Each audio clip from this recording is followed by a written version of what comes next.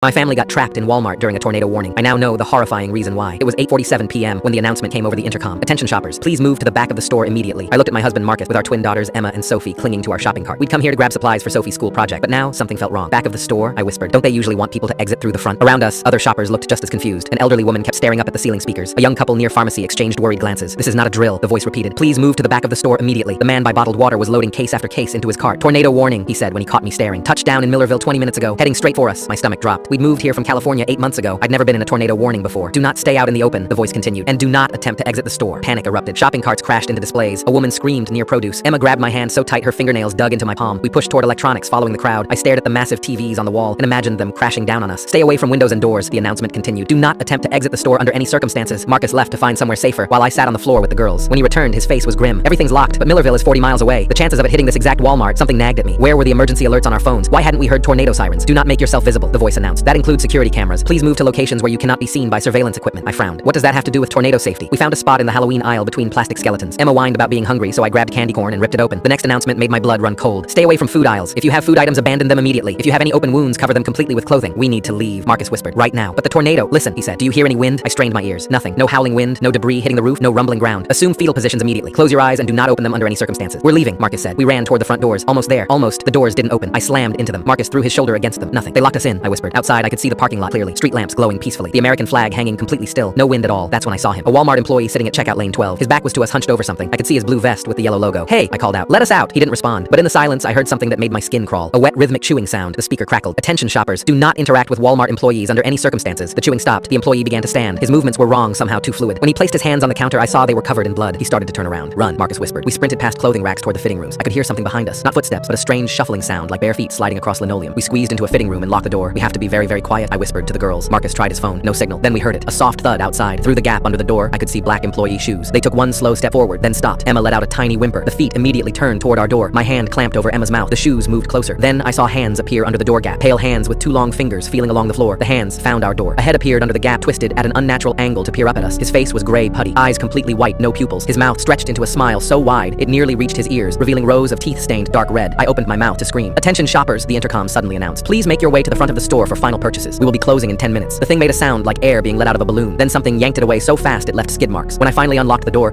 looked completely normal. Families checking out employees, bagging groceries, automatic doors working perfectly. As we walked toward the exit, I spotted the older man. What happened back there? I asked. He looked confused. What do you mean? The storm passed right over us. Didn't even lose power. Lucky, huh? Outside, I looked back at the Walmart. Bright and normal and innocent looking. But I noticed something in the customer service window barely visible behind the glass. A sign I hadn't seen before. Night shift training in progress. And underneath in smaller text. New employee orientation, customer interaction protocols. We've never been back to that Walmart. Every time I drive past it, all the lights are on even at 3 a.m.